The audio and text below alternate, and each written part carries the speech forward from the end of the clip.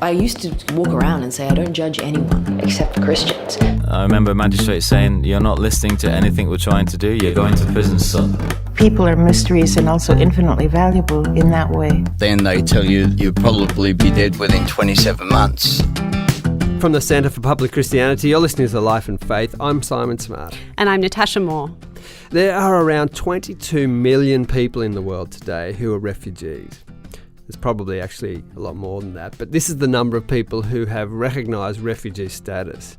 And trying to picture what 22 million people looks like is hard. I was thinking about this, and where I usually see crowds is like a cricket game or a football game. And in Australia, our largest stadium is the MCG in Melbourne. It holds 100,000 people. We would need 220 stadiums like that to seat all the refugees in the world. The needs are overwhelming. And there are a lot of organisations out there trying to help. Refugees are some of the most obviously vulnerable people in our world. You know, imagine being part of an effort to organise food, shelter, clothing, a safe place to sleep for tens of millions of people. And that's before we even get to emotional and spiritual needs. Erin Wilson is an associate professor of religion and politics at the University of Groningen in the Netherlands, and she's one of the editors of a recent book about religion and the refugee crisis. Erin's been into CPX before, and on this visit, we began by asking her to describe the scale of this crisis. It's huge. It's unprecedented in terms of global records. So there's 65.6 million people currently displaced. That's from the UNHCR's Global Trends report, which was released on World Refugee Day this year. And of that, there's 22 million people who are classified legally as refugees, up to 10 million people who are stateless, and that's a low estimate. And it's just staggering numbers, really.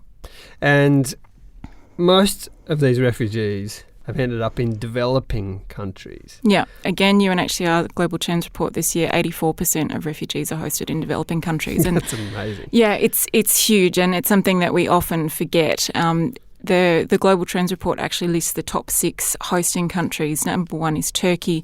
Lebanon and Jordan feature in the top 6 as well, but none of the top 6 are developed nations. So it's all developing countries. And tell us about the implications of that. Well, a lot of the reason why developing countries are the main hosts is because people flee conflict, they go to neighbouring countries. So a lot of the conflicts are taking place in countries that are less developed, and so people are fleeing to countries around that. But what that means is that you have countries that have very poor infrastructure, or they have the rule of law is not so great, or poor resources, all these kinds of things. And so you end up with situations where people are living in very precarious situations. It's all temporary. They don't know how long they're going to be in these camps for. There's a lot of security issues around safety for women, for children, even sometimes for young men who are travelling by themselves. And it creates this real situation of danger and uncertainty for people. Are they welcome or unwelcome in those countries, broadly speaking? A bit of both. Particularly if we're talking about the Syrian conflict and the refugees from Syria, the initial response was, yes, you're welcome, but the longer that people stay there and the more protracted the situation becomes, the more issues that there are, the more resentment that is created because refugees are receiving support that local people don't have access to, and that starts to create tensions. If you've fled your home, you're going to have a lot of these, practical material needs. What about spiritual needs? Are those relevant at a time like this? Oh, absolutely. But one of the interesting things about the humanitarian sector is there's quite a bit of wariness, I guess is the best way to put it, around religion and religion's place within humanitarian responses. So there's a perceived capacity for religion to be abused or as a way to manipulate people. And so the attention to religion has, up until recently, been fairly minimal, and even now, we start to see more secular humanitarian actors engaging with religious actors, with religious local faith-based communities, but there's still not as much attention to people's own spiritual needs when it comes to dealing with, for example, trauma that they've experienced as a result of conflict, and the ways in which their own belief systems or worldviews may be disrupted as a result of the displacement experience. Yeah, a lot of refugees talk about when they come to Western countries a bit shocked at the lack of a religious sort of sensibility in the place they find themselves, don't they? Yeah. A friend of mine she's a former refugee from Pakistan, and she spent 5 years in an asylum centre in the Netherlands, and she was telling me that there's no religion in these places, and she said coming from somewhere like Pakistan where spirituality, religion, the ideas of the transcendent kind of permeate the public sphere there, it's something of a culture shock to be in this environment where there's literally nothing in relation to religion. What do people think is the role of religion in the current crisis, and is it accurate? I think there's a lot of different opinions. There's a lot of confusion about the place of religion in the current crisis, but from my reading of other research and also of public conversations on this, I think the assumption is that most refugees are Muslim. They're coming from countries where Islam is the dominant religion. And so there's this perception that refugees are Muslim. That's inaccurate to start with, because there's a lot of refugees who are Christian and Yazidi and Baha'i and Druze, and a lot of them are also atheists. And so there's a lot of different identities at play when we look at the refugee community. And the other problem, of course, is the assumption that all refugees are Muslim. There's this idea that there's only one way to be Muslim. Yeah, so people may or may not be Muslim. There may be a certain type of Muslim and not another type of Muslim, and it sounds very complicated and hard to get people to talk about in a sensible way. Yeah, exactly. And also, like, even if you do identify as Muslim, that may not be the most important part of your identity, or it may not be the most important priority for you when you're being resettled or when you're in a context of displacement. And so this treatment of Islam and being Muslim in this very singular kind of way doesn't allow us to see the complexities and the needs of the refugees.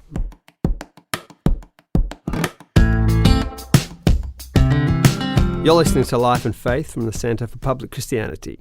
An idea that comes up in discussions around the refugee crisis is this one. Refugees are typically fleeing countries where religion is overt and oppressive, and they're fleeing to secular Western countries where religion is private and there's a separation of some kind between church and state. Or, to put it more crudely, that religion is the problem. It's what causes division and conflict. So what connection is there between religion or faith and war and peace? I think a lot of it depends on how you define conflict. I think to say that Western societies may have less mass violence, but there's still, in the United States, for example, gun violence is still a huge problem. Domestic violence is an enormous problem in Australia as well as in the United States and in Europe. And I think talking about conflict in these terms is unhelpful. There's also this kind of implicit assumption that religion is somehow the source of all conflict, and that is a big assumption that's made in a lot of Western societies. What that forgets is that religion is often also a source of peace. It's an inspiration for people to engage in peace-building activities. The other issue with that too is it creates this artificial distinction between religion and secularism, and this idea that you can actually clearly distinguish between what is religion and what is secular. And that's actually quite difficult to do. If you ask someone to define religion, they often talk about religion as being a belief in God. But then where does that put Buddhism? Because Buddha is not considered a god. So how then do you define it? It might be a worldview or an ideology. Well, then you could say that Marxism is a worldview or an ideology. So I think putting it in those kinds of terms is just unhelpful for understanding the situation. And it also leads to this idea that religious people somehow don't adapt and they don't change. And so these people are coming from a religious community to a secular community, and that's going to cause problems when religion is highly dynamic, people are highly dynamic. And what we should actually be talking about is not religion and secularism, but people. It's a very tricky one, isn't it? Because I can understand why the secular person says, just keep, the religion seems to cause some of this conflict, why not just keep it private? But to the devout religious person, that's kind of an incoherent thing. They think everything about their faith permeates every other part of life and has some public implications. And I guess it's important for the religious person to convince everyone that what their public religious impact will have is a good impact. And that's a bit of a job to do, right? Yes, but I would also say that that's in a sense an unfair burden. So it should be about communication. Secular people should be trying to understand why and how religious people see the world in particular ways and how that motivates them to operate in particular ways. And I think it's also important for us to recognise that secularism is not universal and it's not neutral in the way that we've often thought about it. Secularism developed in a very culturally specific time and place, and it emerged out of a particular set of experiences. And that colours the way that it operates in the world. It's also something that doesn't make sense in a lot of other contexts. The whole idea of religion as something that can be clearly identified and distinguished and sort of marked out from other areas of human activity is a very modern Western invention. Prior to colonialism, Hinduism didn't exist in India, as an example, because it was just the way people understood the world. That's life. Yes, Yeah. exactly. What about the role of religion in terms of the organisations who are providing support and relief to refugees? Are religious people particularly involved in this work? Yeah, there's a lot of faith-based organisations that are part of responses both on the ground in the immediate humanitarian emergency context as well as in developed countries. And they come from a variety of different faith backgrounds. There's a lot of Christian organisations. There's also a lot of Muslim, Buddhist organisations, Jewish organisations, a lot of humanist organisations as well. So yeah, they're very present. A lot of them are very well respected in the humanitarian sector. There are some that are viewed with some concern. But why is that? Well, there's a perception that they are trying to take advantage of people who are in vulnerable situations in order to convert them to a particular religion. But what is also often forgotten in these conversations is that refugees are very resilient people and they do have their own sense of agency. And what you find is in some contexts people are taking aid from different organisations of different religious backgrounds and they're just doing what they can to help themselves. So they're not being taken advantage of and they are actually able to use these opportunities for their own benefit. So it's a complex situation. What do you think makes a good religious organisation in that context? Well, the most important thing for an organisation when they're dealing with refugees is that they're focused on the people. What are their needs according to them? Not making assumptions about their needs based on what we perceive, but actually engaging with them and asking them, what do you need? How can we help you? Have you seen some good actual examples of what you're describing?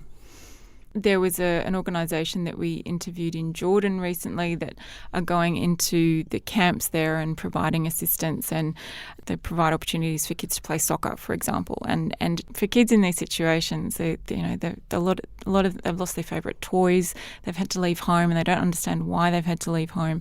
And so this organisation goes in and they just organise a soccer game. They don't talk about religion.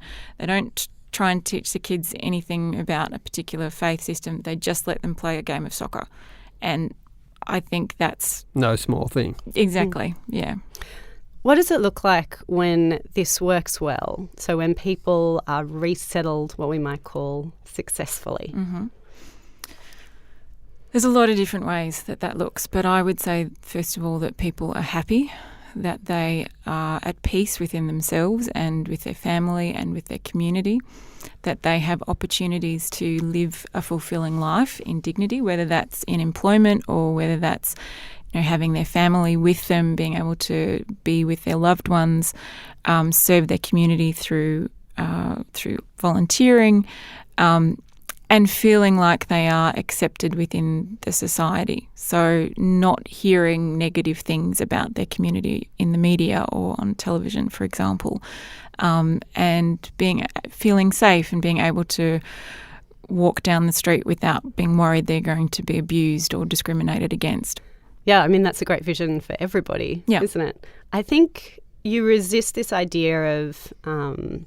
we should welcome asylum seekers because they'll make a great contribution to our society. What's the problem with that idea? It's a well-intentioned argument, and I completely understand why a lot of refugee advocates make it, because we want people to see that refugees can and do make a contribution to our societies, making our societies better, and of course they do. But what happens to the people who can't? What about someone who is so traumatised from their experience of war that they will never be able to work, that they will never be able to volunteer? Is that person not worthwhile? Is that person not valuable?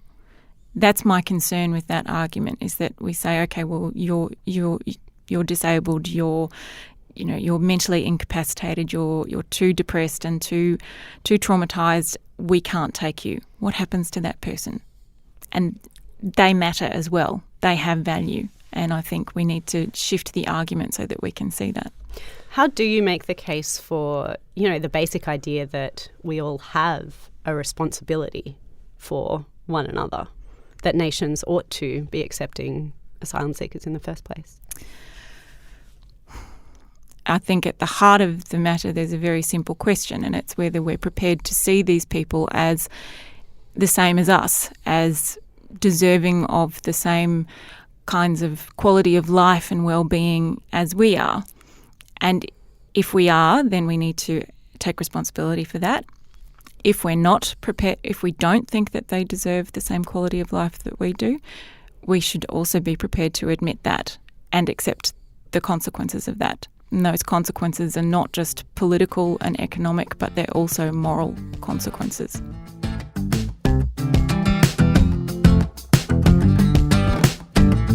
From the Centre for Public Christianity, you've been listening to Life and Faith with Simon Smart and Natasha Moore.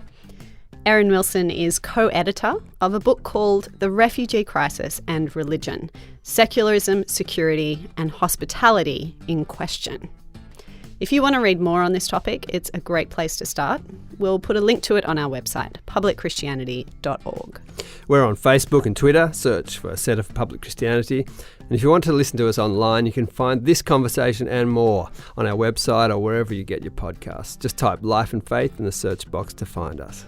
And if you're listening on iTunes, do take a minute to leave us a rating or review. It helps people discover our show. Next week, the keeper of the Holy Quran, the religion minister, took hold of the Bible and looked at it, and he said, I know exactly what this book is. I've been praying to God for years that I could read this book. Thank you for bringing me this book. I'll read it every day.